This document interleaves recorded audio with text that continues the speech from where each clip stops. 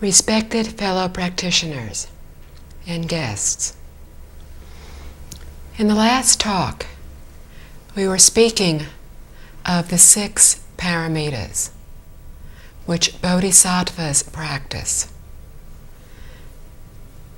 We will conclude with the remaining 3 paramitas today.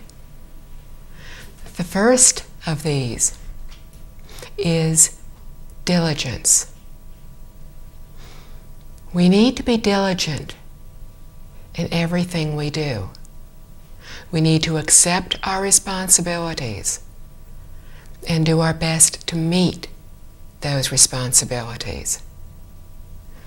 We have discussed according, going along with proper conditions, not insisting that others have to do things our way. But we have said, when we go along with conditions, we go along with those that are proper. And this is one of the reasons we need wisdom, another of the paramitas, because we need to be able to discern what is proper and what is improper. When we have decided that something is proper and we are to do it, we should not be deterred when things go against us. We should be determined that if something is right, then it needs to be done to the best of our abilities. If we lack diligence, then as soon as something goes wrong, we will give up and say it's too difficult. We have a habit of doing this. If we were very diligent in our practice, then we more than likely would not be here today. We have not been diligent in our past lifetimes, not as diligent as we needed to be. When we encounter problems, we need to understand why we are. Everything that is happening to us is the result of what we created in the past. So the difficulties that we encounter now are simply the result of what we have done. Understanding this, we will not blame some outside force, saying it is the will of the heavens, and then give up. We understand we destined it. We set things into action by what we have done. But how we react to them is entirely up to us. Some people who do not understand say that Buddhism is very pessimistic because we say there is much evil in this world. Buddhism is neither pessimistic nor optimistic. Buddhism is realistic. We understand why things are happening. Understanding, we use our judgment and our wisdom to determine what is the proper way to behave, and then we do so. In our practice, very often when we start our cultivation, we will begin to encounter many difficulties, many obstacles. Often these are brought about by our karmic creditors. These are beings that we owe debts to from our past lifetimes. If they think there is the possibility that we may achieve attainment in this lifetime. They know they will lose their opportunity for revenge. They will do whatever they can to cause difficulties for us.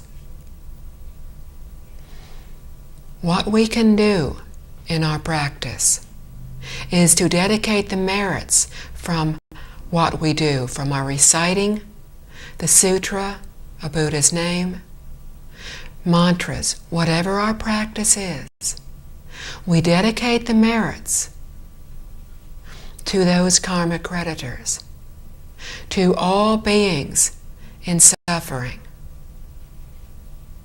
We ask the karmic creditors to please allow us to progress in our cultivation, that we will continue to dedicate the merits on their behalf, and that doing this, they will benefit greatly, much more than if they merely return the revenge, that if they merely get the revenge they are seeking.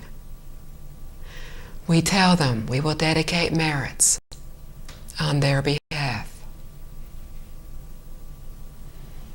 As we continue in our cultivation, as we try to move on, we can also encounter obstacles. This is perfectly normal. It is said, in the first year of our practice, the Buddha is right in front of us. In the second year, he has moved into the distance. And in the third year, he is like a cloud in the sky. We need to maintain the level of diligence that we had when we first began our practice, when we were very enthusiastic. We were enthusiastic and diligent when we knew almost nothing. Now, knowing, understanding so much more, there is much more reason for us to be able to be more diligent. And we need to be diligent as well in everything we do. We were discussing patience yesterday. Nothing is attained without patience and without diligence. At work, if we give up at the least difficulty, we will accomplish nothing. There needs to be a balance here. The balance needs to be between diligence and according. And we need to know what the differences are. We accord with others when everybody wants to do something and what they are doing is correct. We accord with them. To be diligent is to take on our responsibilities, to be determined to do something. In our determination, in our diligence, we are not attached. We need to understand all the very subtle differences here. A way to do this is to understand flexibility. We are not inflexible. We do not insist that things have to be done our way. When we insist things have to be done our way, we insist that others do them. Diligence is more internal. We ourselves are diligent in what we do. We do not give up.